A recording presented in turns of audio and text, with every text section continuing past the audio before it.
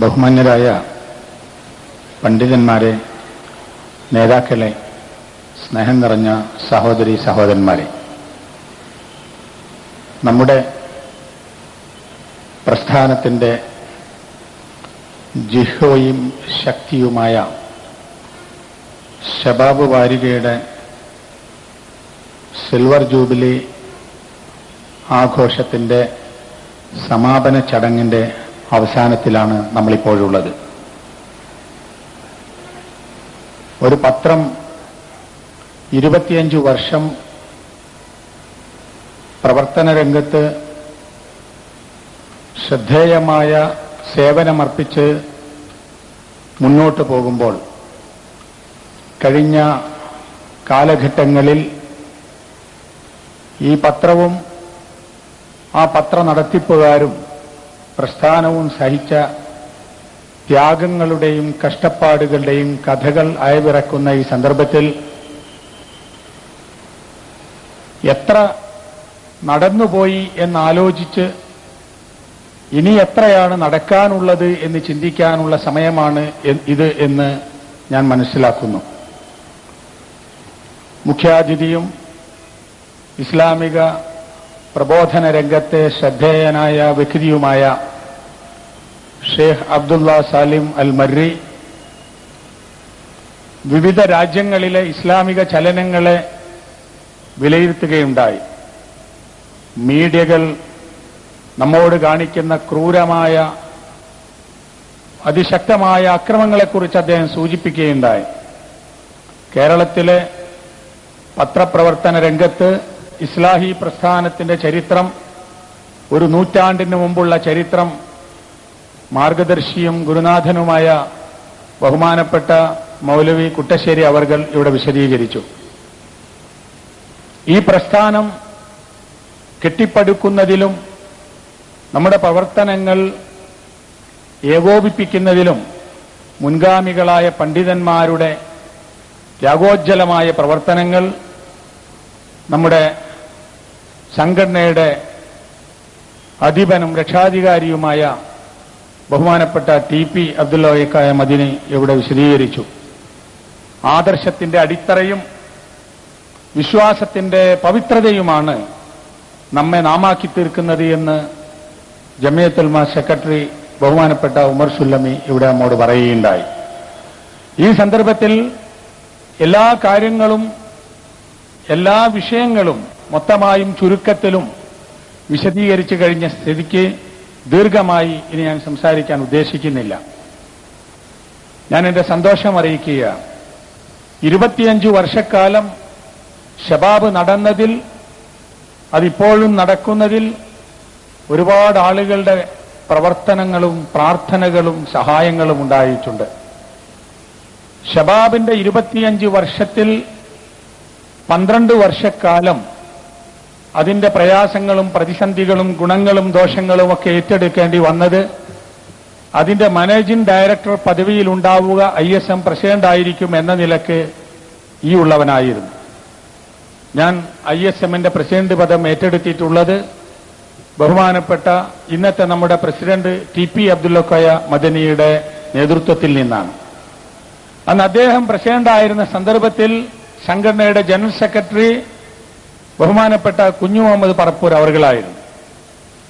ഈ രണ്ട് വ്യക്തിത്വങ്ങളെ നേരെ മുമ്പിൽ കണ്ടുകൊണ്ടാണ് സംഘടനയിലേക്ക് എന്നെപ്പോലുള്ള ആളുകൾ കടന്നു വന്നത്. ചലിക്കുന്ന യുവത്വം എന്നതിന്റെ പ്രതീകമായിരുന്നു ഈ ആളുകൾ.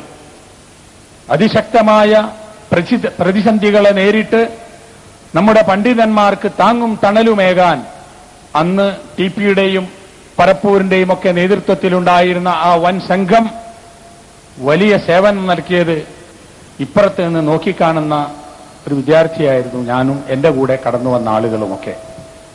അത് നമ്മുടെ മുമ്പിൽ കാണുന്ന അനുഭവം വളരെ പ്രയാസമുള്ള കാലം. അന്ന് പറഞ്ഞു കേട്ടിട്ടുണ്ട്, TPയെ പോലുള്ള ആളുകൾ, അന്ന് അരീക്കോട് സലാം മാഷെ പോലുള്ള ആളുകൾ, അതുപോലെ ആ കാലത്ത് പത്രത്തിന്റെ മുൻനിരയിലുണ്ടായിരുന്ന മുഹമ്മദ് മദനിയെ പോലെ ആളുകൾ, KK സുല്ലമിയെ പോലുള്ള ആളുകളൊക്കെ ഓരോ മീറ്റിംഗും കൂടുന്ന സന്ദർഭത്തിൽ സ്വന്തം പോക്കറ്റിൽ നിന്ന് പണമെടുത്ത് അടുത്ത ഇഷ്യൂ ഇറക്കാൻ വേണ്ടി ആലോചിച്ചിരുന്നു എന്ന്. അതാണ് ത്യാഗത്തിന്റെ കഥ. ആ ത്യാഗോജ്ജലമായ പ്രവർത്തനം ശക്തമായി നിലനിന്നപ്പോൾ നമുക്ക് പുതിയ പാതകൾ, പുതിയ വെളിച്ചം, പുതിയ വഴിത്താരകൾ ഉണ്ടായി. മർഹൂം കെ.പി. മുഹമ്മദ് മൗലവി, മർഹൂം ഡോക്ടർ ഉസ്മാൻ സാഹിബ്, മർഹൂം കെ.വി. മൂസ സുല്ലമി തുടങ്ങിയ ആളുകളുടെ സേവനം പത്രത്തിന്റെയും പ്രസ്ഥാനത്തിന്റെയും യുവത്വത്തിന്റെയും നേതൃത്വത്തിന്റെയും ഒക്കെ രംഗത്ത് അന്ന് പ്രവർത്തിക്കുന്ന ആളുകൾക്ക് അങ്ങേയറ്റത്തെ താങ്ങും തണലുമായിരുന്നു. മാത്രവുമല്ല, ആ കൂട്ടത്തിൽ എടുത്തു പറയേണ്ട, അനുസ്മരിക്കാൻ വിട്ടുപോകാൻ ഒരിക്കലും പാടില്ലാത്ത മാന്യ വ്യക്തിത്വമാണ് മർഹൂം ഉമർ മൗലവി. താൻ നടത്തിക്കൊണ്ടിരിക്കുന്ന സൽസബീൽ പത്രത്തിന്റെ ധർമ്മം ഷബാബ് ഏറ്റെടുത്തിരിക്കുന്നു. അതുകൊണ്ട് അദ്ദേഹത്തിന്റെ പ്രസ് പോലും ഷബാബിന് നൽകിക്കൊണ്ടാണ് മൗലവി ഈ പത്രത്തോടും ഈ യുവാക്കളോടും പ്രസ്ഥാനത്തോടും താദാത്മ്യം പ്രാപിച്ചിട്ടുള്ളത്. ഈ സന്ദർഭത്തിൽ മരിച്ചുപോയവരും ഇപ്പോൾ ജീവിച്ചിരിക്കുന്നവരുമായ ത്യാഗോജ്ജലമായ പ്രവർത്തനം കാഴ്ചവെച്ചിട്ടുള്ള നമ്മുടെ നേതാക്കന്മാരെയും പണ്ഡിതന്മാരെയും പ്രവർത്തകരെയും അനുസ്മരിക്കുക. അല്ലാഹു തആല ഇവർക്കെല്ലാവർക്കും പ്രതിഫലം നൽകുമാറാകട്ടെ. ഈ സന്ദർഭത്തിൽ ഒന്ന് രണ്ട് കാര്യങ്ങൾ സൂചിപ്പിക്കാൻ ഞാൻ ആഗ്രഹിക്കുകയാണ്. കാലം മാറി വരും, കാലത്തിന്റെ ശബ്ദം മാറി വരും, സംസ്കാരവും സ്വഭാവവും മാറി വരും, വീക്ഷണങ്ങളിലും ജീവിത രീതികളിലും മാറ്റം വരും. ഇവിടെയാണ് പുതിയ ലോകത്തെ പഠിക്കണം എന്ന അവസ്ഥയിലേക്ക് നമ്മൾ ഉയർന്നു വരേണ്ടത്. നിങ്ങൾ ആലോചിച്ചു നോക്കൂ, ഞാൻ 3 ദിവസം മുമ്പ് ഷബാബ് വായിച്ചത് ഖത്തറിൽ നിന്ന് ഇന്റർനെറ്റിലാണ്. റമളാൻ മാസത്തിൽ മക്കയിൽ വെച്ച് ഷബാബ് ഞാൻ വായിച്ചത് ഇന്റർനെറ്റിലാണ്.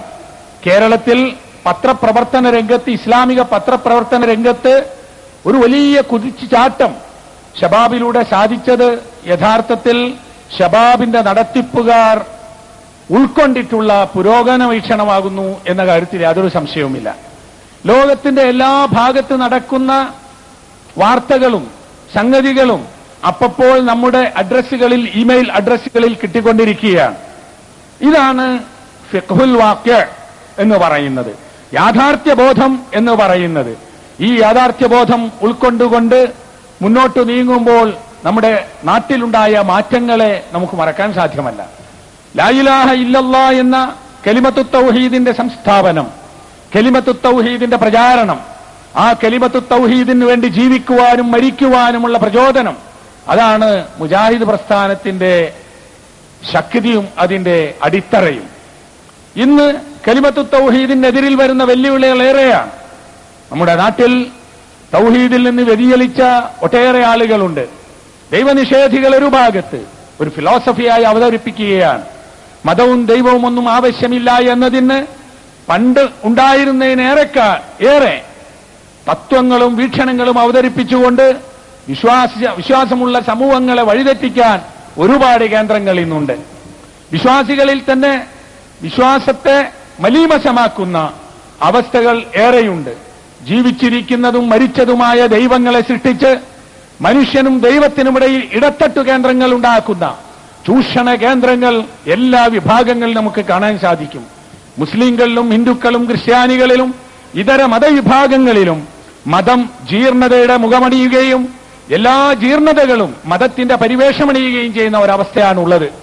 പലപ്പോഴും ശാസ്ത്രബോധമുള്ളവർക്കും നിയമപാലകന്മാർക്കും പോലും ഒന്നും ചെയ്യാൻ കഴിയാത്ത വിധത്തിൽ അതിവൃത്തികെട്ട പല സംസ്കാരങ്ങളും സമ്പ്രദായങ്ങളും മതത്തിന്റെ പേരിൽ നിലനിൽക്കുകയാണ്. ഇതിന് നേതൃത്വം നൽകുന്ന ഒട്ടേറെ ആളുകൾ പുരോഹിതന്മാരാണ്. അവർ സംസാരിക്കുന്നത് ദൈവത്തിന്റെ പേരിലാണ്. അവർക്ക് പറയാനുള്ളത് മതഗ്രന്ഥങ്ങളെക്കുറിച്ചാണ്. അതുകൊണ്ടാണ് സതി പോലുള്ള ക്രൂരമായ വിനോദങ്ങൾ മതമായി നിലനിൽക്കുന്നത്. അതുകൊണ്ടാണ് പൂർണ്ണ നഗ്നരായിക്കൊണ്ട് ധ്യാനം ചെയ്യുന്ന ആളുകൾക്ക് സർക്കാരിന്റെ സംരക്ഷണമുള്ള അംഗീകാരവും സഹായവും ഉണ്ടായിക്കൊണ്ടിരിക്കുന്നത്. അതുകൊണ്ടാണ് പലപ്പോഴും ആളുകൾ സിദ്ധന്മാരുടെയും ദിവ്യന്മാരുടെയും അതുപോലെ ഇടത്തട്ട് കേന്ദ്രങ്ങളുടെയും പശ്ചാത്തലത്തിൽ ജീവിതം അവസാനിപ്പിക്കുന്നത്.